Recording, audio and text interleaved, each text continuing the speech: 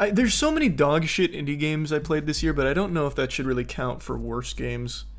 Only if they really overperformed and made it to best. Let me think real quick. Because I might just limit it to AAA. I usually do anyway. Because I play so many terrible indies. I think that's what I'm going to do. We're going to do only AAA for worst games. But there is an indie game that made it to my top 5 best. Who knows what that could be? We'll have to wait till I talk about the best games. Let's see what all came out this year. I feel like I already know what my worst games are going to be, but let's double check.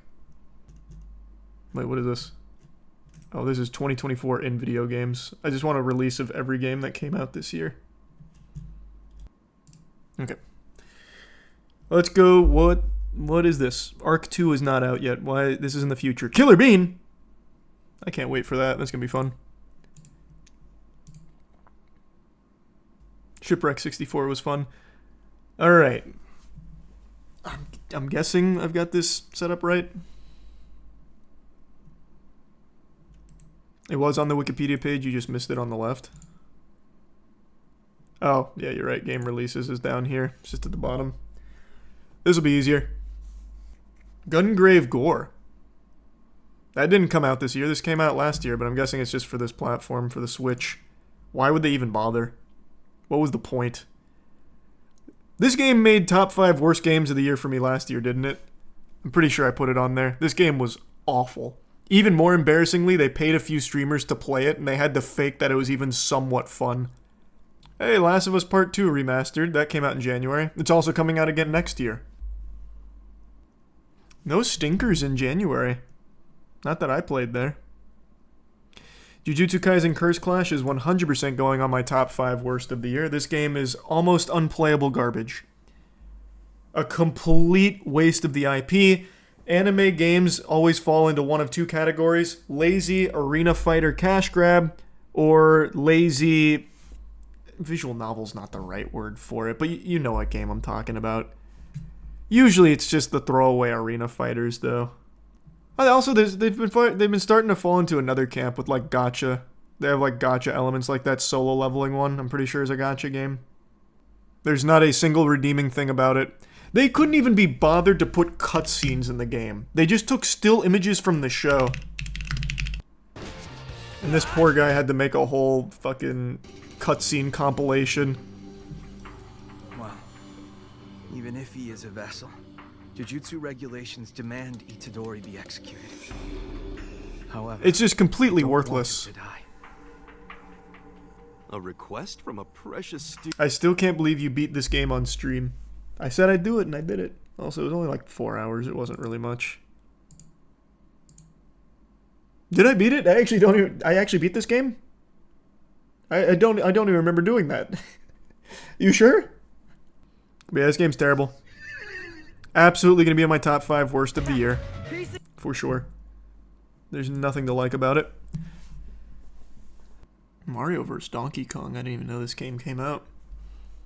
Skull and Bones! The first quadruple A game! Ubisoft! Yeah! What a good year for Ubisoft. I can't believe its stock price is so cheap.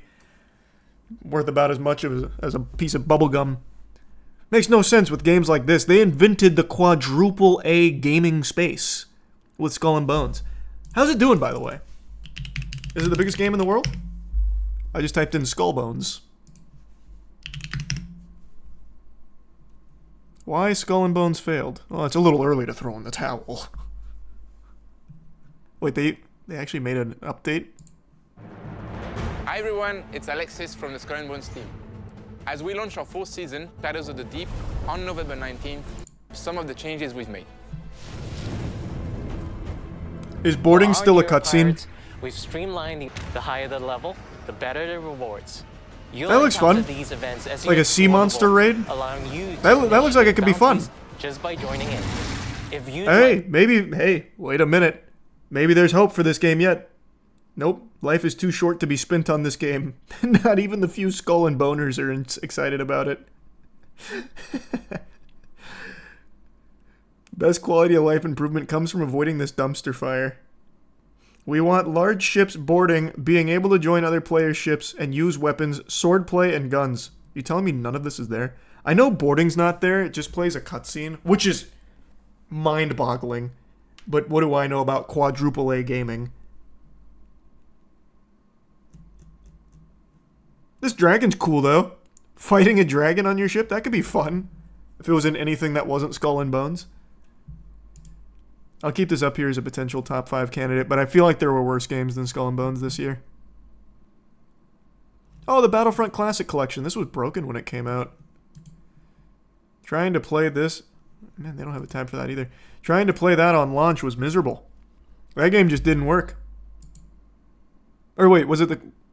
it was the Classic Collection, right? I'm pretty sure. Yeah, it was the Classic Collection. I couldn't remember if it was the Classic Collection or that other thing they did. You skipped Suicide Squad? No, there's no way. Hold on. I'll go back. Probably not going to be my top 5 worst. But it is very impressive they took like a 20-year-old game and still couldn't make the multiplayer work. Like, how do you take a game that was totally functional 20 years ago and fail to make it functional now in the modern age? What a blunder. Where was Suicide Squad? Was it in February? I thought it was in March. I thought it was in the right month. Oh, here it is. You're right. I did miss it. It slipped right under my radar. Absolutely going to be on my top 5 worst games of the year. A complete slog. Oh, and they did just announce their final season. Well, I think it's season 4. I guess, yeah. This will be the last one. And it's only fitting that they go out with such a whimper. What can I tell you about Deathstroke? What? This is what I saw.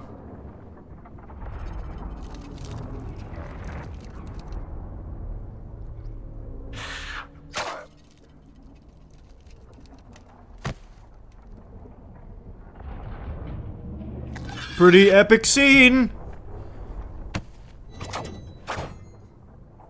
What? You listened to his speeches? See, that's pretty cool. Brainiac killed. But not really. The game will never actually finish this story, because it wasn't good enough to last long. No, Brainiac's not actually dead. It's just one of the fucking multiverse seasons of Brainiac. It's just not a good game. There really was so little to like about it. I think there was, like, maybe a little potential with some of the gameplay elements they introduced, but the game itself as a package was just fucking miserable. And it had the cardinal sin of having so many escort missions with your little vehicle. Ugh, what a chore. What a chore. Movement on some characters is so good. Yeah, some of the movement options I think were really creative. And it did feel good and pretty fluid to move around the world. But there'd be no reason to move around the world because there was nothing in it that was worth looking for or doing. Man, I fucking hated that game. Probably going to go on the top 5 worst of the year. Plus, even if we're looking at it from like a financial standpoint when it comes to flops, this game cost Warner Bros. About $200 million. So that's pretty impressive. The new Alone in the Dark game. I didn't finish it. It wasn't like bad, but I didn't finish it. Wouldn't go in my top 5 worst. Dragon's Dogma 2. Oh, jeepers. Zoinks. This is still, to date, the only game I have ever played that would not work. When this game launched, I couldn't play it no matter what I tried to do. I still haven't played it because they released the game and it was... I couldn't play it. I tried streaming it. I tried even off stream. Didn't work. Never went back. Disaster. Disaster. It's still good, bro. Yeah, but they released the game that doesn't function. That's not really like a whoopsie-daisy. That's up there with like Cyberpunk's release. But I was able to play Cyberpunk on release. I couldn't play this. Launched a non-functioning game with a fourth of the content of the original. Yeah, I wouldn't even be able to tell you. I loved the first game. I thought the first game was amazing. And when this game didn't work for me, I didn't even bother really looking into it. I just remember there was like that dragon sickness everyone got mad about because you'd like turn the game off and then a dragon plague would sweep through and everybody's dead. Another Demon Slayer game. Another Crab's Treasure, so good. Stellar Blade. Whoa, El Shaddai Ascension of the Metatron. They brought that to the Switch? I did not know that game was popular enough for that port. This was a really cool game. Doubt it holds up well, but this game had a really nice style to it. This was back in the 360 era. Well, I figured El Shaddai was only going to be the game. Clearly it was more than that. To save humanity. That does not look how I remembered it in my head. Yeah, maybe there's a chance it just doesn't hold up all that well, you know what I mean? It was cool for its time, though, I'll tell you that much. See, this guy even made a whole video on it. Greatest game with the worst title ever. It's a good game. It was a good game. It was cool. Why are they still trying to port Biomutant elsewhere? Just let it die. It was terrible.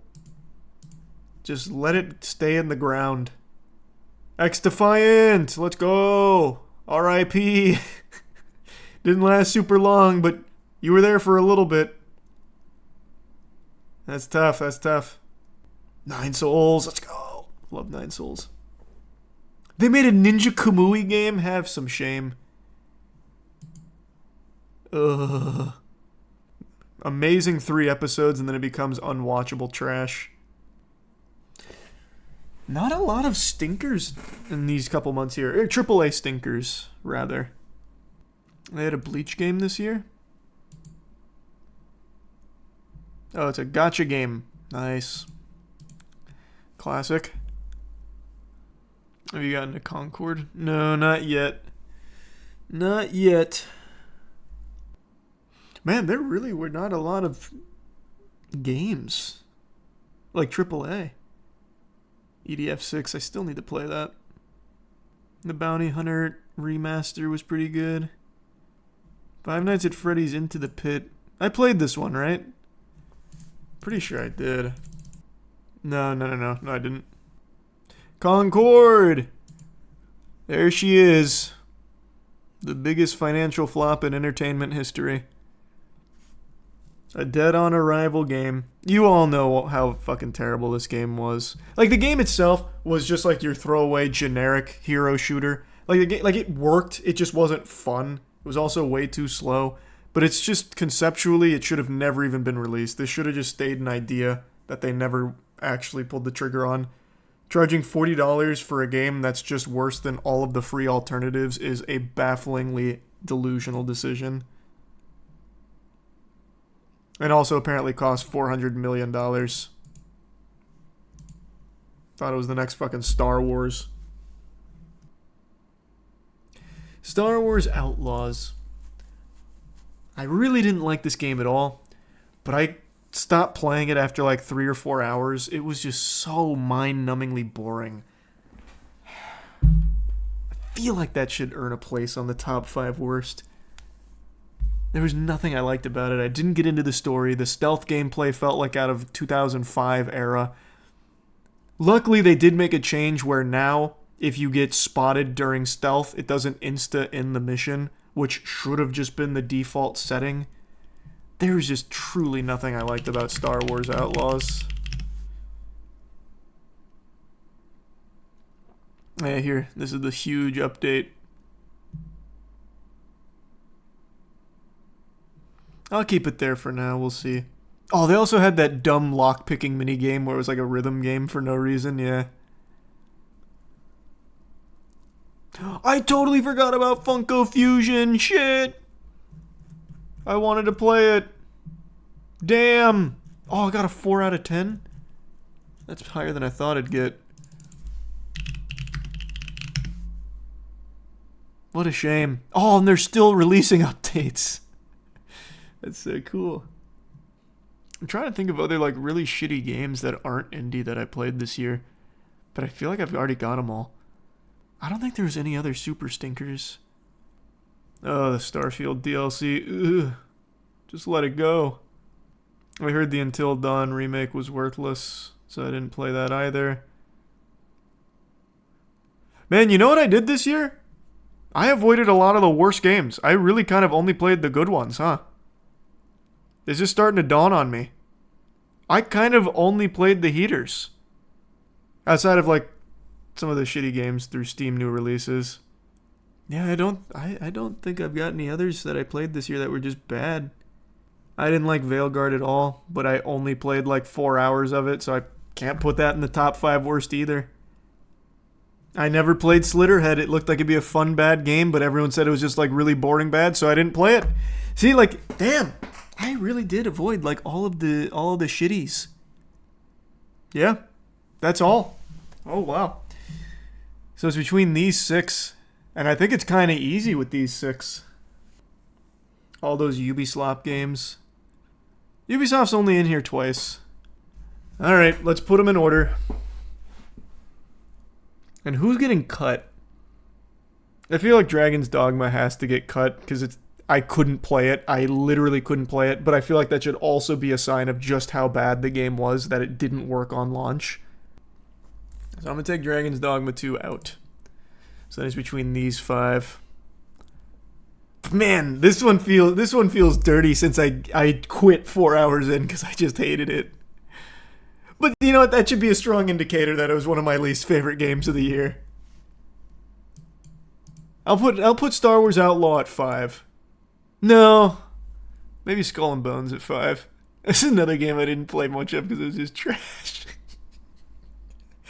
Oh, this is so tough. You know, we'll do 5 and 4 to Skull and Bones and Star Wars Outlaws. Very interchangeable.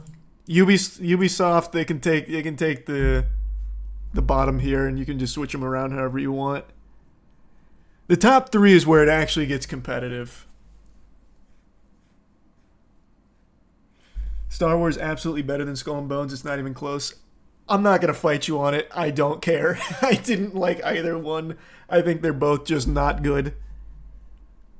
Like I said, these are fully interchangeable with 5 and 4. It doesn't bother me. But this is where I'm actually going to start fighting people on, because I think Suicide Squad will be number 3. I think this will be number 3. And I really think, in a shock to pretty much everyone, I'm going to go Concord at 2, Jujutsu Kaisen Curse Clash at 1.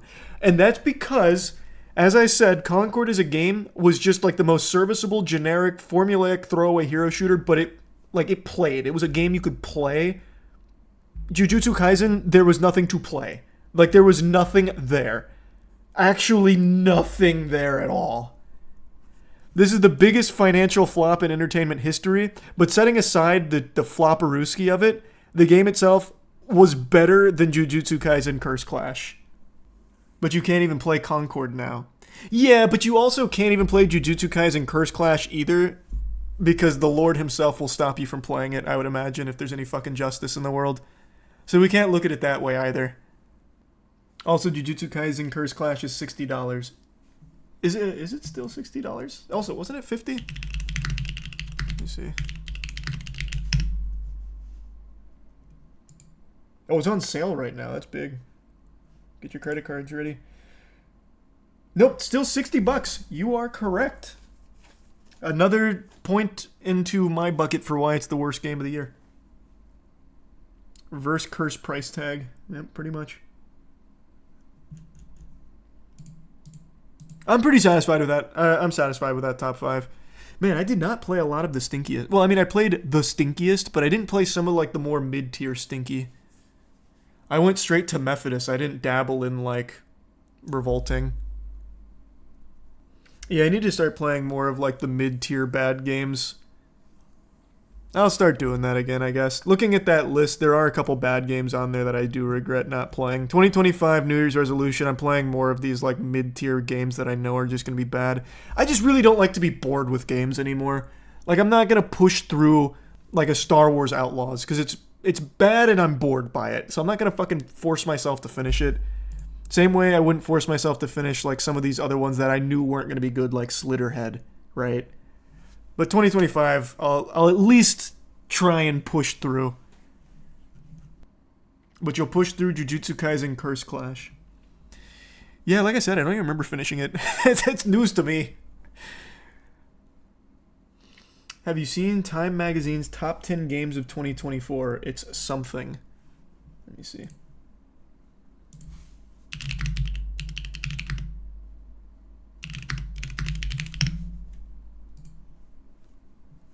Oh, sweet. Thanks for that, Ramir. And no, I haven't played it in a long time, Ramir. The 10 best video games of 2024. Number 10, Helldivers 2. It seems a little low, but it has been a good year for games. Number 9,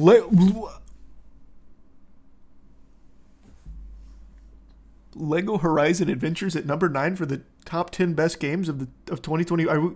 What planet are we on? Who played this? We were just talking about how this game had less players than Concord. Which isn't necessarily an indicator of, like, it being bad per se. But it should at least tell some kind of story there. Huh.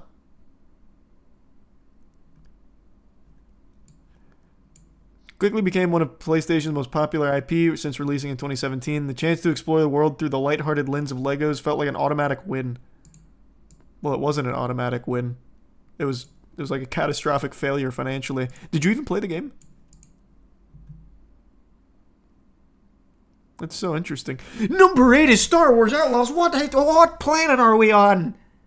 What kind of place is this?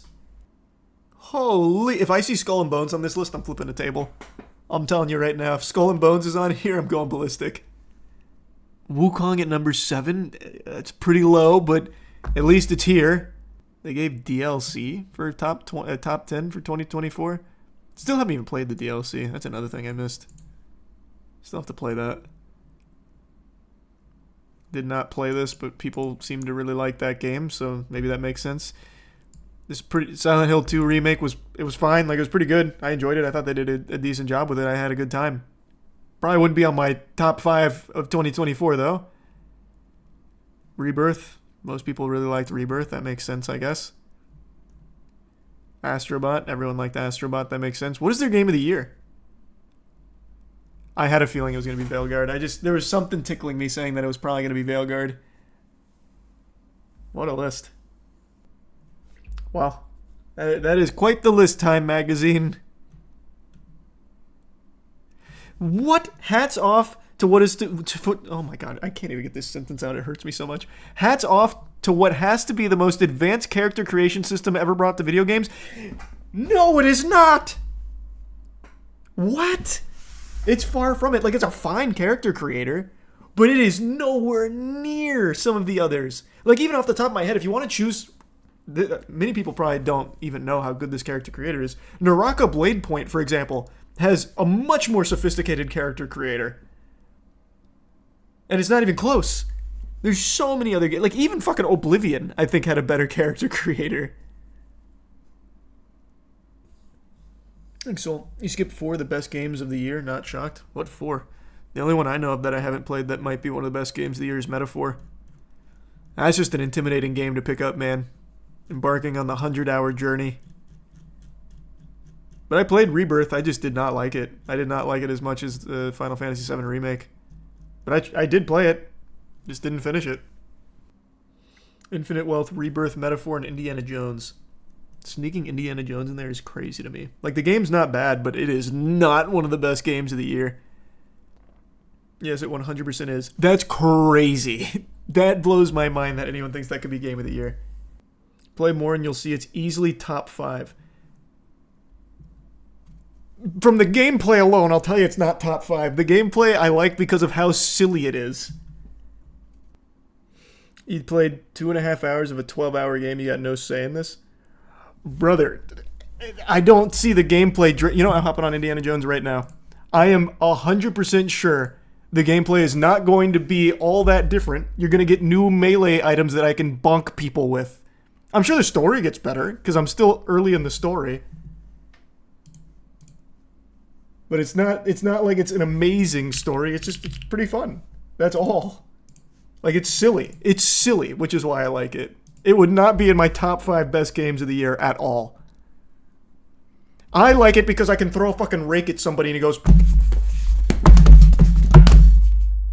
And then he goes back to his task.